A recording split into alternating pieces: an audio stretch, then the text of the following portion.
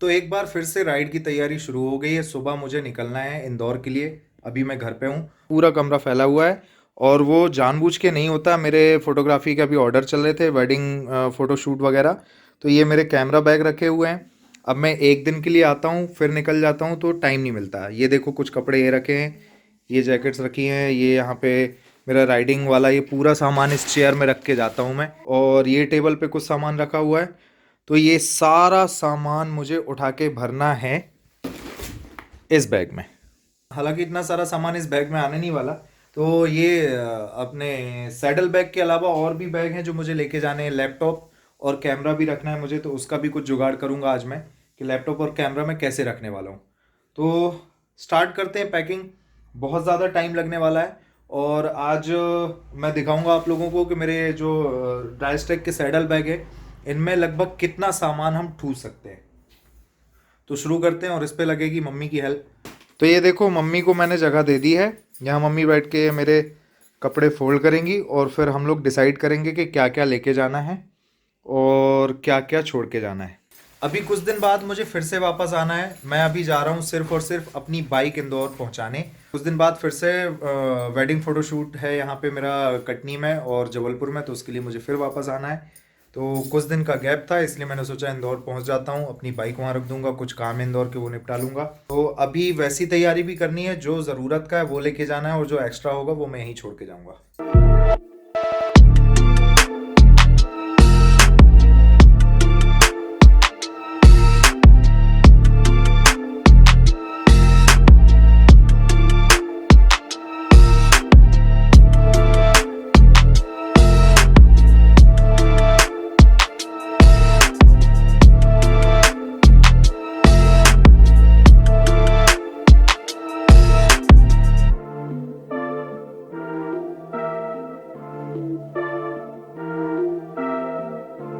भाई देखो मम्मी हो गई है टोटल कंफ्यूज।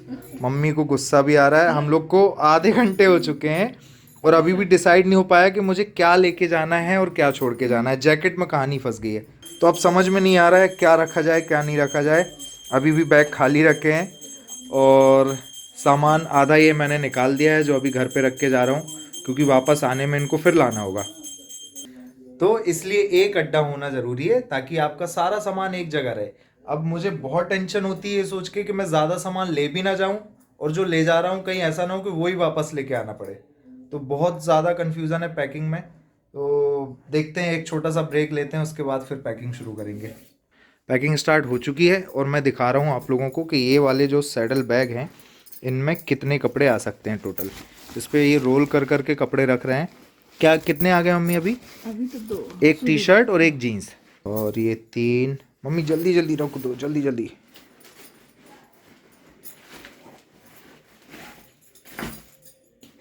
जो फोल्ड है वो रखते जाओ ना। चार, पाँच, छः टोटल कपड़े काउंट कर रहा हूँ। जीन्स कितने हैं, शर्ट कितनी है, टी शर्ट कितनी है, वो आप लोग देख लेना। वीडियो में आप लोगों को समझ में आ रहा होगा। टोटल 6 हो गए ना? हाँ, शर्ट जा रही है अब 7 और एक ये 8, एक ये 9, एक ये लोवर रख दो मम्मी। अच्छा एक और ये टी शर्ट है 10,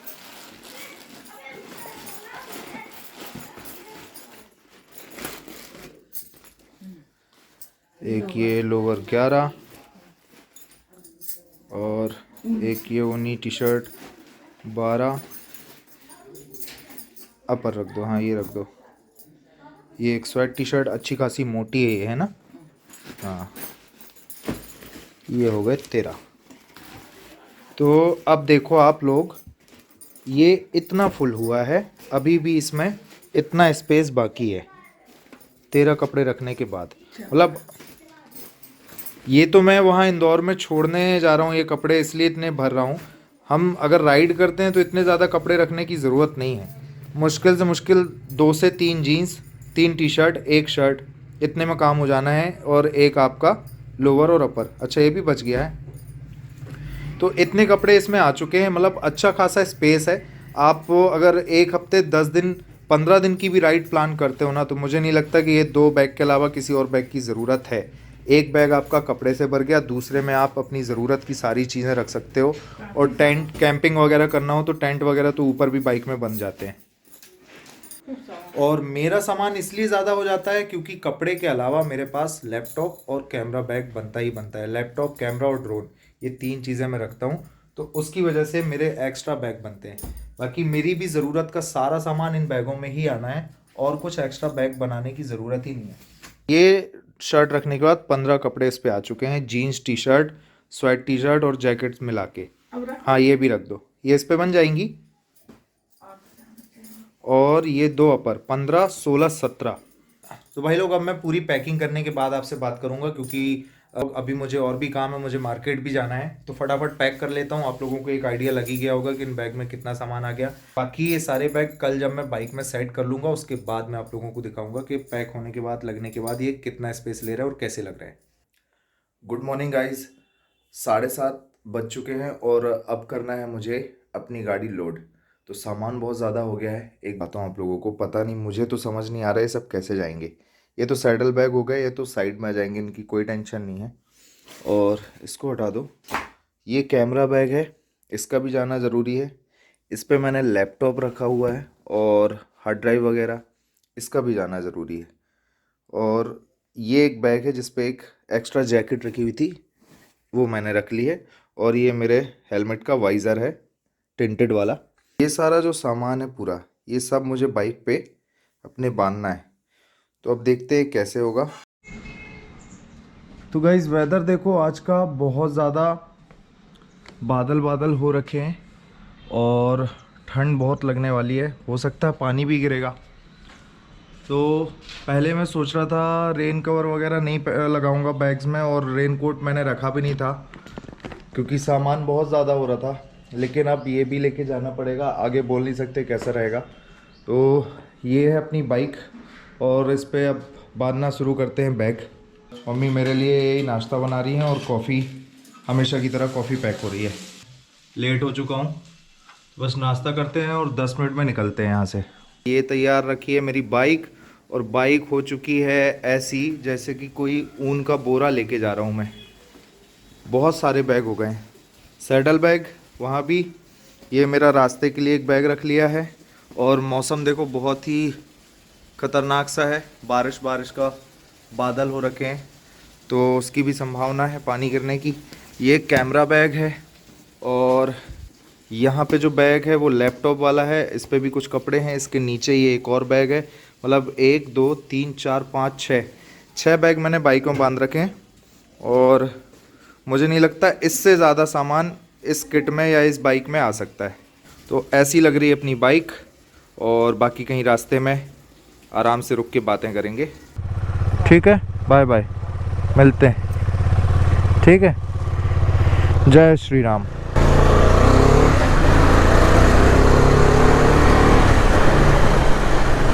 तो भाई सबसे पहले ये समझ में आया कि बैग बहुत सारे होने के कुछ नुकसान है। नुकसान ये हुआ है कि बैलेंस थोड़ा सा बिगड़ रहा है, गाड़ी थोड़ी सी बहक रही है। तो ये मुझे, जय हो माई के, ये मुझे रास्ते में ध्यान रखना होगा कि ओवर स्पीड ना की जाए और ख़राब रास्तों में थोड़ा सा बचा जाए, नहीं तो दिक्कत हो सकती है।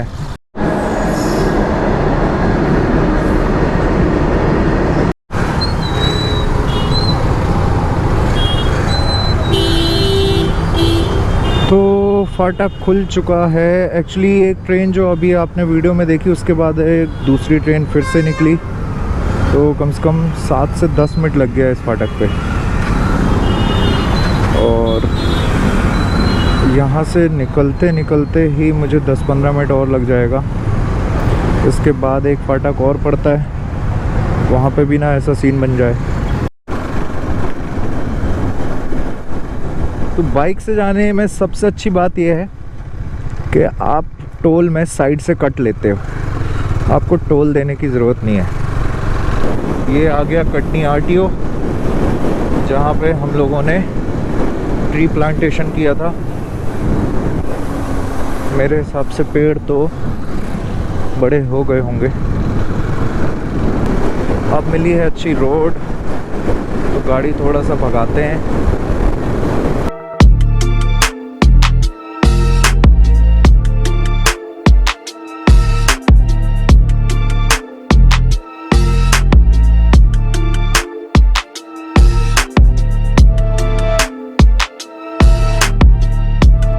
ये देखो, जिस बात का डर था वही हो रहा है। ये दूसरा फाटक भी बंद। एक ट्रेन जा चुकी है और ये दूसरी ट्रेन आ रही है। इसके बाद फाटक खुलेगा।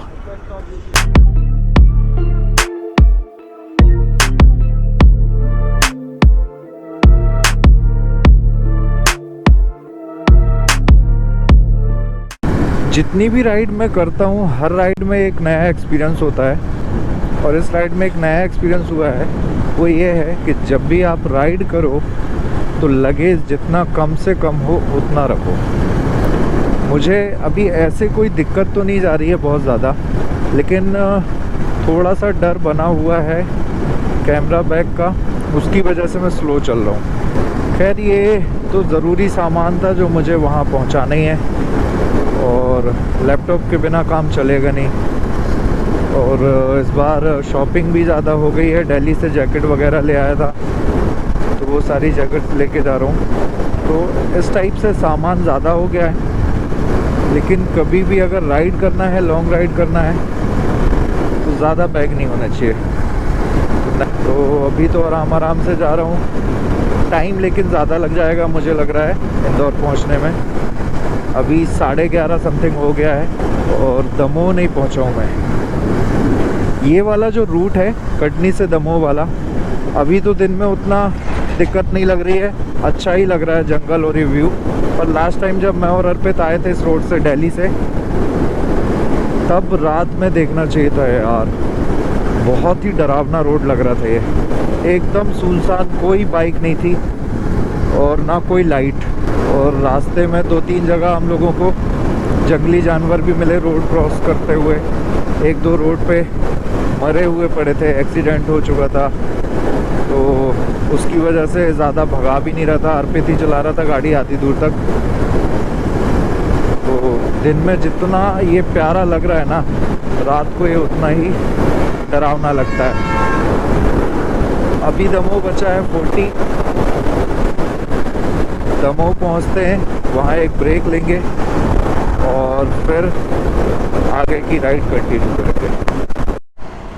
तो भाई लोग, दमोह पहुंच चुका हूं मैं। दमोह पहुंचना क्या, दमोह क्रॉस भी कर दिया है मैंने, और रोड अच्छी मिल गई थी। तो मैं तो सोच रहा था कि सागर भी टच कर दूं। सागर अभी 70 बचा है यहाँ से। तो रास्ते पे मुझे ये वैन दिख गई, प्रदूषण जांच केंद्र PUC। तो ये अंकल हैं यहाँ पे, तो मैंने सोचा ये भी बनवा लेता हूँ। मेरी बाइक में पेपर में ये बस कम है, इंदौर में कहीं चेकिंग वेकिंग ना हो जाए तो दिक्कत होगी। तो अब ये कराते हैं, कहीं अच्छी सी जगह देखते हैं। और ब्रेक अब रुके हैं तो ले ही लिया जाए। कहाँ की यात्रा पे? अभी तो मैं कटनी से जा रहा हूँ इंदौर। मैं हो गया टेंशन फ्री। अब इंदौर में आप कहीं भी गाड़ी चलाओ, कोई रोकने वाला नहीं है। सारे पेपर मेरे कंप्लीट थे और ये भी हो गया। भाई रोड कह रही है कि गाड़ी सूट दो, और भूख कह रही है कि कहीं रुक जाओ।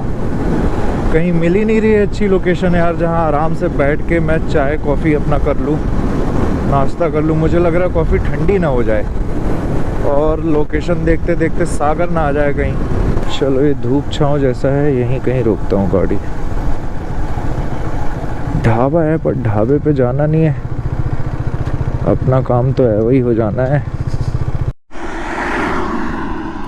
तो ये है मेरा नाश्ता, ये रखी है कॉफ़ी, और आज कॉफ़ी के साथ एक चीज़ एक्स्ट्रा करवाई थी मैंने, पराठे। मुझे पता था भूख भी लगाएगी।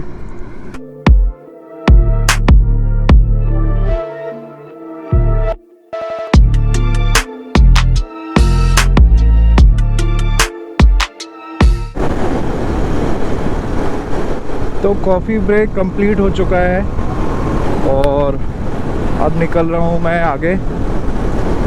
सागर यहाँ से लगभग 65 है। ग्लव्स मैंने हमेशा की तरह निकाल दिए हैं। ग्लव्स यार मुझे ऐसा लगता है ग्लव्स की वजह से ना स्पीड थोड़ा सा स्लो हो जाती है। मुझे बिना ग्लव्स के ज़्यादा कंफर्टेबल लगता है। तो दिन में पहन लिया था क्योंकि ठंड लग रही थी, अभी धूप निकल आई है तो ये ज़्यादा सही है।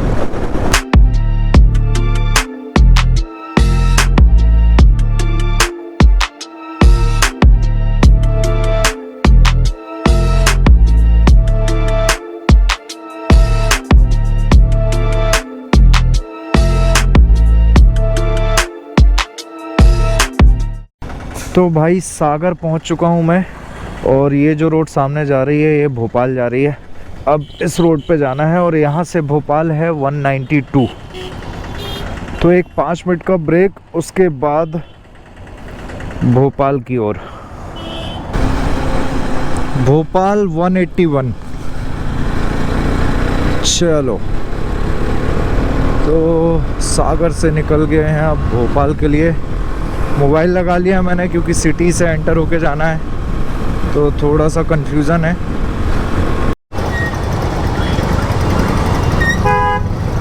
भाई साहब आधे घंटे तो सागर चाट गया। अभी सागर में ही हूँ मैं और अच्छा खासा ट्रैफिक लगा हुआ है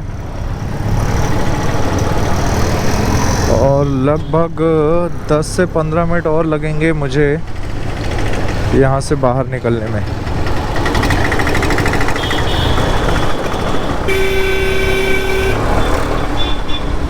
तो पहुँचते हैं यार जल्दी से, टाइम बहुत जा रहा है।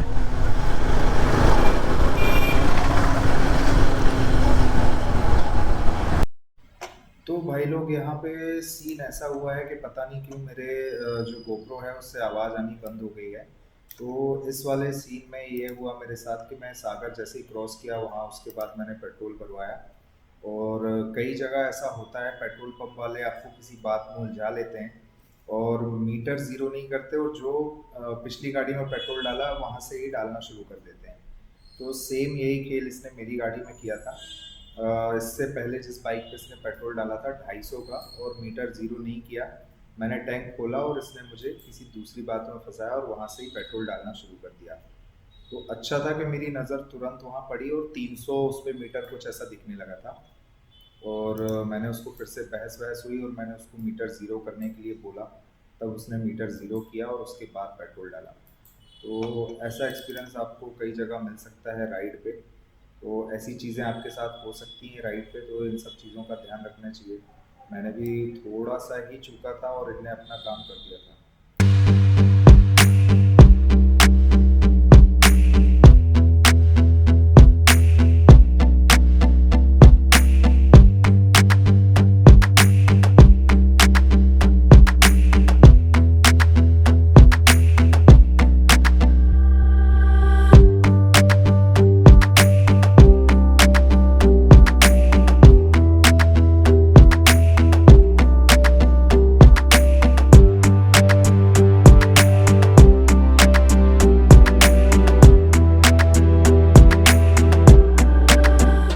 भाई राइड में आ रहा है मज़ा, लेकिन थकान हो रही है अब मेरे को थोड़ा सा। थकान एक्चुअली जो मुझे नॉर्थ ईस्ट वाली राइड पे होता था ना, वो पेन मुझे फिर से शुरू हो गया है नेक पे, और वो मुझे होता है सिर्फ़ और सिर्फ हेलमेट की वजह से। हेलमेट तो है, उसके बाद ये जो माउंट लगा हुआ है कैमरे का, ये हैवी हो जाता है। मुझे लग रहा है कि मुझे एक हल्का हेलमेट और लेना चाहिए। सोल का हेलमेट थोड़ा सा हैवी है। यहाँ से भोपाल बचा है लगभग 140, तो 5 मिनट का ब्रेक लेंगे और इसके बाद भोपाल। ये मेरा रेन कवर रखा है, ये मेरा टिंटेड वाइज़र है हेलमेट का। बहुत ज़्यादा लगेज हो गया यार, दोबारा इतना लगेज लेके नहीं आऊँगा। बाइक चलाने में दिक्कत नहीं हो रही, स्पीड चलाने में दिक्कत हो रही है। अभी 390 चला ली ना दिल्ली से कटनी, तो इसकी पावर कम लगने लगी मुझे। मज़ा आ गया ड्यूक चलाने में।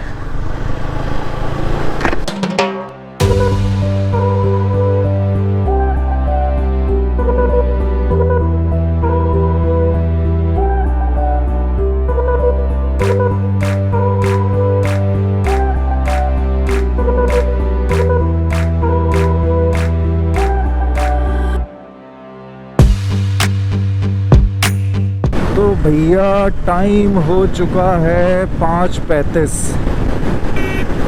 और गाड़ी की झालर वालर जला ली गई है, लिप लुप, और गाड़ी दबी हुई है भोपाल के लिए। अच्छी बात यह है कि रास्ता अभी भी बढ़िया मिला है, रोड मस्त है और ज़्यादा कुछ ऐसी थकान नहीं लग रही है सिवाय मेरी गर्दन में जो दर्द हो रहा है। वाह, ऐसा लग रहा है जैसे किसी वीडियो गेम का सीन हो। तो भाई पहुंच गए भोपाल। टाइम हो गया कितना, 6:09। भोपाल से दबा दी है बाइक इंदौर के लिए 6 बजे, 6:10 पे। आगे कहीं अच्छा सा ढाबा या रेस्टोरेंट कुछ देखते हैं और वहाँ पे बाइक लगाते हैं, और फ्यूल भी कराना है। तो भाई भोपाल से थोड़ा ही आगे आके फ्यूल कराया था मैंने, और उसके बाद यहाँ एक ढाबे पे रुका हूँ, और मम्मी ने जो खाना रखाया था सोच रहा हूँ वो खा लूँ। 2 पराठे थे, क्योंकि ज़्यादा खाना खाऊंगा तो फिर नींद आएगी और आलस आएगा और ठंड भी लग सकती है। तो ठंड लगने के चांस तो अभी भी हैं, लेकिन कोई नहीं, भूख लगी है और बहुत देर से राइड कर रहा हूँ। एक लंबा ब्रेक मुझे लेना था तो वो मैंने सोचा यहीं करता हूँ। तो यहाँ से खाना खाता हूँ थोड़ा सा और उसके बाद फिर कंटिन्यू राइड करते हैं इंदौर के लिए।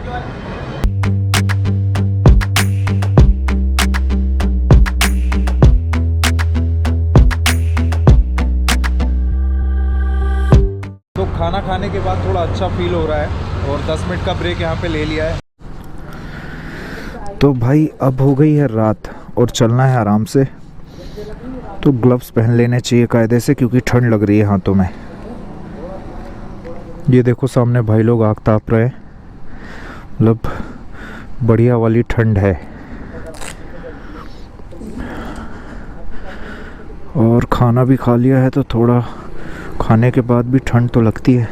चलो भाई मिलते हैं, है ना? Thank you.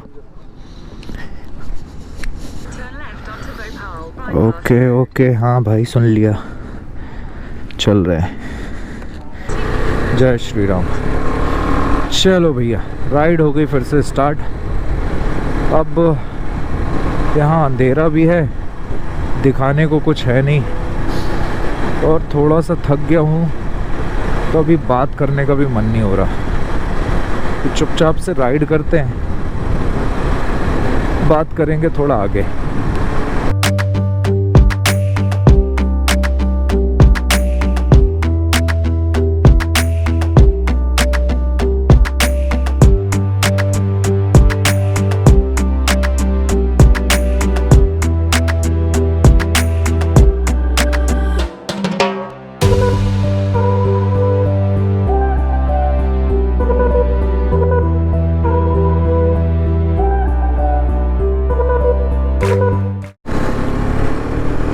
तो भाई फाइनली आ गया मैं इंदौर, और यहाँ से अब 4 किलोमीटर और बचा है मेरा फ्लैट।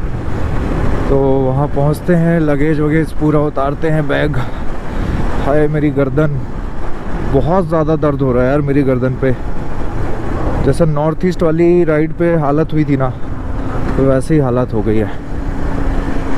तो अब तो भैया खाना ऑर्डर करेंगे, खाना खाएंगे और सो जाएंगे। तो भाई इतना सामान था जो बाइक पे बंधा हुआ था, मतलब बड़े बड़े बैग देखो तो 2 2 4 2 6 बैग इस पे बंधे थे। तो इसकी वजह से हो रही थी बहुत ज़्यादा दिक्कत बाइक चलाने में, स्लो चलना पड़ रहा था, सिटिंग बहुत आगे होके मुझे बैठना पड़ा था, और गर्दन पे बहुत ज़्यादा पेन हो रहा है यार। तो अब थकान बहुत हो गई है, तो खाना ऑर्डर करेंगे, खाना खाएंगे। तो आज के व्लॉग को करते हैं ख़त्म। व्लॉग अगर अच्छे लग रहे हो तो प्लीज़ चैनल को सब्सक्राइब करिए, वीडियो लाइक करिए, शेयर करिए, कमेंट करिए। मिलते हैं अगले वीडियो में, तब तक के लिए बाय बाय।